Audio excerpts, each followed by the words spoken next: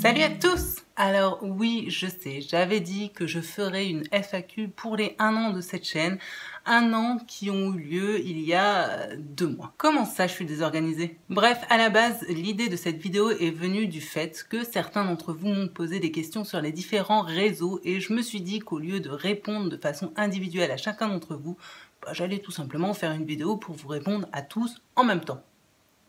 Voilà donc comment est née cette FAQ qui aurait aussi très bien pu s'intituler « Ici je raconte ma vie » ou « Tu t'en bats sûrement les couilles ».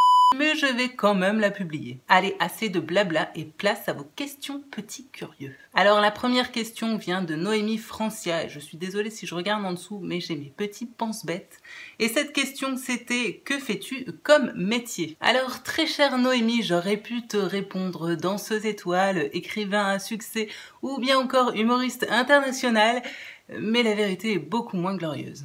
Comme c'est surprenant, dis donc. Alors je te fais la version simple et rapide ou compliquée, longue avec des termes chiants. Bon alors disons qu'il y a encore peu de temps, je bossais dans une agence web dont l'intitulé officiel de mon poste était web designer intégratrice. Bien que dans les faits, j'occupais plutôt un poste de directrice artistique / chef de projet. Par chance, je ne travaille plus dans cette agence web et comme j'ai pas vraiment envie de m'attarder sur les choses qui fâchent, pour faire simple, on va dire qu'aujourd'hui, je suis DA indépendante spécialisée dans le web. En très simplifié, on va dire que je fais des sites internet. Besoin d'un site internet? De définir votre identité graphique? D'une aide quelconque pour votre communication visuelle ou votre identité de marque? Pensez à Reed! Oui, c'était 10 secondes de pub totalement gratuite pour ma personne, mais comme c'est ma chaîne, je fais ce que je veux. Question suivante, s'il vous plaît. Question d'Angie206. Comment choisis-tu un livre dans ta palle? Alors je sais que beaucoup d'entre vous ont des book jars ou des piles mensuelles. Pour ma part, je fais comme beaucoup d'autres choses dans ma vie, c'est-à-dire au feeling et un petit peu au pifomètre. Pour faire clair, dès que j'ai terminé un livre, je me plante devant ma gigantissime palle, devant laquelle je reste 5 bonnes minutes avant de choisir un ouvrage selon mes envies du moment. Type de littérature, taille du bouquin ou parfois c'est tout simplement une couverture qui me fait de l'œil et hop, l'affaire est dans le sac. C'est pas plus compliqué que ça. Suivant. Question d'Anaïs Girardot. Comment as-tu l'idée ou l'envie de créer ta chaîne YouTube? Alors, pour répondre à cette question, il faut dissocier deux choses, c'est-à-dire l'envie de faire des vidéos et le fait d'ouvrir une chaîne littéraire. Pour ce qui est de faire des vidéos, eh bien, il y a de nombreuses années de ça, j'ai découvert sur YouTube Norman comme beaucoup d'entre vous. J'ai accroché et oui, à ce moment-là, j'ai eu envie de me lancer dans les vidéos. À ce moment-là, j'avais moi aussi envie de faire des vidéos courtes sur fond d'humour et même si j'avais commencé à écrire quelques scripts, je me suis jamais lancée. Et c'est tant mieux. Parce qu'avec le recul, je pense sincèrement qu'à cette époque, je n'étais pas prête à me mettre devant une caméra. J'étais pas assez bien dans ma vie et dans ma peau et je pense que je me serais prise trop au sérieux et le résultat aurait été à chier. Alors qu'aujourd'hui, je m'en tape le coquillage de ma petite personne et ça a débloqué beaucoup de choses et croyez-moi, ça fait aussi beaucoup de bien. Alors même si j'ai toujours en moi l'envie d'une chaîne un petit peu plus basée sur l'humour, mais ça on en reparlera peut-être à un moment donné, c'est pas de ce côté-là qu'il faut chercher pour trouver les débuts de cette chaîne. En fait, ReadTrip, avant d'être une chaîne, c'était surtout un site internet. Site internet qui existe d'ailleurs toujours, que j'alimente autant que je peux et qui est né d'une réflexion entre Trip et moi-même qui, suite à de nombreuses recherches, eh bien, il faut bien avouer qu'on s'est rendu compte qu'il n'existait aucun site sur le web qui permettait de recenser de façon géographique les bouquins. Du coup, on s'est dit, pourquoi pas le créer et c'est tout simplement parti comme ça. Sur ce site, j'y laissais donc mes avis littéraires, mais faut bien avouer que niveau échange, je me suis assez vite retrouvée limitée et puis cette vieille envie comme ça de faire des vidéos est gentiment revenue me chatouiller l'esprit. Je me suis donc rendue sur YouTube et là j'ai découvert BookTube. Du coup je me suis dit pourquoi pas moi et voilà. 1 an après, on en est là. Next. Question de Laurent. quels sont tes genres littéraires préférés? La romance, bien sûr. Comment ça, je suis pas crédible? Bon, là, si vous suivez un petit peu cette chaîne, il y aura pas de grande surprise puisque mes genres littéraires préférés sont bien sûr le thriller, le polar et le roman noir. Après, oui, je lis de tout, ou presque, mais y a rien à faire, c'est à ces genres-là que je finis toujours par revenir et c'est surtout dans ces genres-là que je prends clairement le plus de plaisir. Autre question? Question de Laurélie. Quel est le livre que tu ne liras jamais ou le genre de livre bisous? Eh bien, tout d'abord, Laurélie, bisous à toi également. Alors, Laurie, pour être sincère, je ne pense pas qu'il y aura un genre littéraire que je ne lirai jamais. Alors, on est d'accord, c'est pas demain la veille que je vais me mettre à lire de la bitlite, des essais ou de la poésie. Encore que j'en ai déjà lu, mais je ne dirai jamais que je ne les lirai jamais, parce qu'en termes de littérature, je ne me mets pas de barrière et que parfois une rencontre comme ça avec un livre peut avoir des côtés très surprenants. Par contre, au niveau des livres, il y en a clairement certains que je ne lirai jamais, je peux l'affirmer haut et fort, et le premier qui me vient tout de suite à l'esprit, c'est After. Bon, alors déjà, on va pas se voiler la face, la romance et moi, on n'est pas hyper copains. Ensuite, disons que de ce que j'en ai entendu, ça a l'air de regrouper exactement tout ce que je déteste dans la littérature et croyez-moi, la sortie de la bande-annonce du film m'a plutôt confortée dans l'idée de ne jamais lire ce bouquin. Et pour terminer, dans le même genre, j'ai lu il y a environ 10 ans de ça maintenant 50 nuances degrés et croyez-moi, je ne m'en suis toujours pas remise. Quand je dis que je m'en suis pas remise, c'est juste que je n'ai toujours pas digéré cette littéraire. Voilà.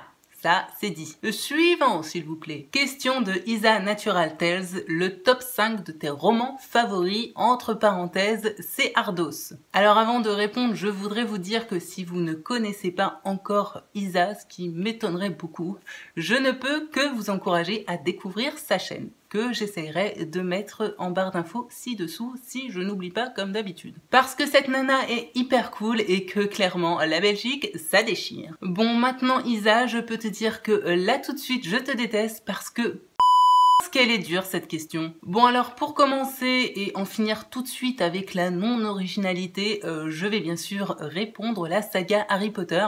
Oui, j'ai bien dit la saga parce que ne me demandez pas de choisir un tome, c'est tout simplement impossible. Ensuite, en deuxième, je dirais Le Chuchoteur de Donato Carisi parce que ce livre a vraiment marqué ma vie de lectrice et que c'était vraiment une sacrée claque. En troisième, je dirais Les Vacances d'un serial killer de Nadine Monfils parce que c'est vraiment le livre qui m'a fait découvrir cet auteur et surtout qui m'a fait tomber en amour avec cet auteur. Désolée pour les relents de québécois. En quatrième, je dirais Marche ou crève de Stephen King parce que déjà il fallait un Stephen King dans ce top 5 et qu'à ce jour ça reste clairement mon préféré de cet auteur. Et en cinquième, je dirais Migale de Thierry Jonquet parce que là encore ça a été je crois ma plus grosse claque de 2018, que j'ai littéralement bouffé ce bouquin et que j'ai vraiment le sentiment que je pourrais relire ce livre tous les ans jusque la fin de ma vie. Et tout ça sans me lasser, bien sûr. Alors j'aurais pu en citer beaucoup d'autres de mes auteurs chouchous ou encore des livres qui ont marqué mon enfance ou mon adolescence,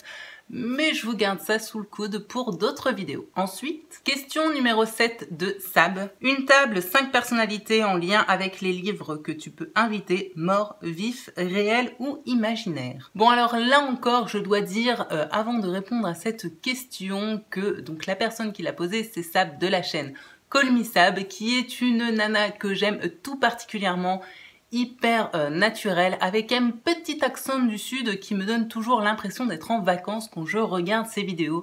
Alors si vous ne connaissez pas encore, eh bien foncez. Bon alors là encore, pas simple comme ça de répondre à cette question. Au niveau des auteurs, j'en ai tout de suite 3 qui me viennent en tête. Tout d'abord bien sûr J.K. Rowling parce que c'est la maman d'Harry Potter et parce que j'aimerais bien qu'elle me donne peut-être quelques petits conseils d'écriture et puis parce que c'est J.K. Rowling, merde. Et aussi peut-être pour la remercier vraiment du fond du cœur de m'avoir donné cet amour de la littérature. Ensuite, Nadine Monfils parce que Nadine my queen Et puis parce que vu son esprit déjanté, je pense qu'il y a moyen de bien se marrer avec elle. Et enfin, je dirais Frédéric Beigbeder parce que c'est sans aucun doute l'auteur que je suis depuis le plus longtemps. C'est un des autres auteurs qui m'a également donné le goût de la littérature et aussi parce qu'avec le fait qu'il a vécu quand même pas mal de choses dans sa vie, je pense qu'il doit avoir pas mal d'anecdotes croustillantes et originales à raconter. Ensuite, j'inviterai Elizabeth Bennet pour le côté old school et girl power et aussi parce qu'il faut bien avouer,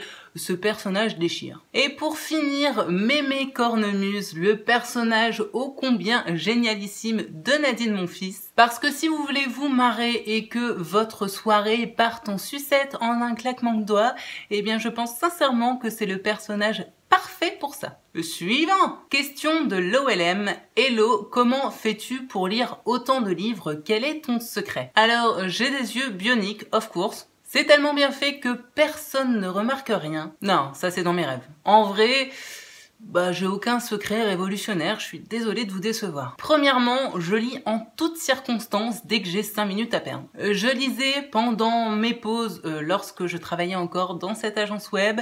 Je lis également dans les salles d'attente quand j'ai un rendez-vous et dès que je sais que je vais avoir un petit peu d'attente. Et bien sûr, le grand classique, je lis aux toilettes. Bah ouais, y a pas de petit rendement. Après, bon, j'ai pas d'enfant, je suppose donc que ça aide. Je m'endors assez tard, donc je peux lire jusque plutôt tard dans la nuit. Et ça, c'est sans compter sur les insomnies intempestives qui viennent gentiment peupler mes nuits. Et puis, j'essaye de ne pas passer trop de temps sur les réseaux sociaux, histoire de me dégager plus de temps pour la lecture. Voilà.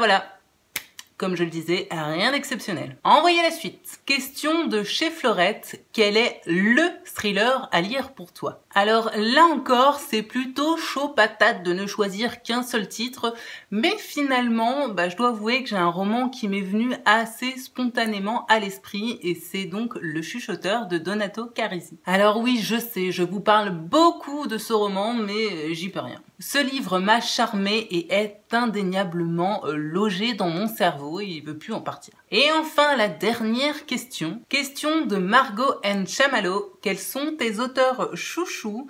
Travailles-tu dans les métiers du livre et quel est le roman qui t'a fait découvrir le genre thriller? Alors, premièrement, Margot, soit tu es très gourmande, soit tu es très curieuse, puisque si je sais plutôt bien compter, ce n'est pas une question, mais 3 d'un coup que tu m'as posé. C'est pas grave, on va répondre à tout ça. Alors, pour commencer avec mes auteurs chouchous, là c'est plutôt simple. Je dirais Frédéric Beigbeder, Fred Vargas et Nadine Monfils, et depuis peu, Donato Carisi, Olivier Norek et M.J. Arlige. Sans oublier les mentions honorables pour Dan Brown, Tristan Kegel et Virginie Despentes. Ensuite, non. Comme dit au début de cette vidéo, je ne travaille pas dans les métiers du livre, même si j'aurais beaucoup aimé. Et pour terminer, le livre qui m'a fait découvrir le thriller. Alors, ce n'est pas vraiment un thriller, mais plutôt un policier, ou plutôt même des policiers, parce que je suis absolument incapable de me souvenir du premier que j'ai lu.